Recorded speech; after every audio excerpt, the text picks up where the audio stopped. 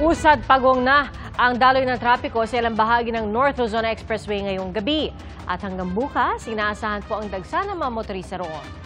Saksi live, si Bea Pinla. Bea, kamusta na? Pia, para sa mga kapuso natin na makikipagsabayan sa mga babiyahe sa NLEX ngayong gabi, magbaon po ng mahabang pasensya dahil mabagal pa rin ang usad ng mga sasakyan mula rito sa Balintawak Toll Plaza. Maluwag-luwag pa ang biyahe palabas ng Maynila papuntang NLEX. Pero habang papalapit na sa NLEX Balintawak Toll Plaza, usad pagong na ang daloy ng mga sasakyan. May bahagyang pagluwag mula Valenzuela City papuntang Maykawayan, Bulacan. Pero paglusot dito, mahabang pasensya ulit ang kakailanganin. Babagal na kasi ang daloy ng sasakyan hanggang Marilao. Nagbukas na ng counterflow lane mula Balintawak patungong Maykawayan. Mabigat na rin ang daloy ng mga sasakyang patimog mula Balagtas hanggang Maykawayan. Ayon sa pamunuan ng NLEX, inaasahan ngayong araw hanggang bukas yung bulto ng mga sasakyan na dadaan dito para sa undas.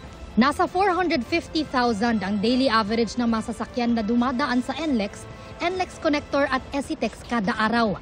Ngayong undas, posible raw itong tumaas ng 25,000.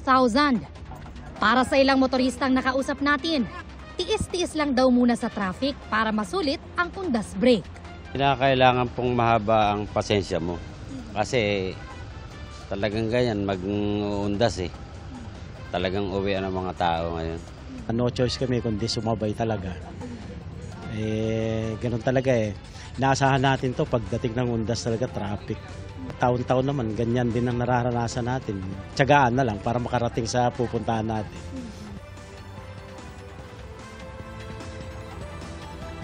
Pia, sa mga magkakaaberya o masiraan ng sasakyan sa NLEX, libre po yung towing papunta sa pinakamalapit na exit hanggang 6 a.m. sa November 3 para sa mga Class 1 vehicle.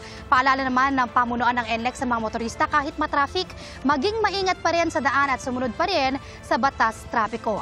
Live mula rito sa North Luzon Expressway o NLEX para sa GMA Integrated News. Ako si Bea Pinlac, ang inyong saksi.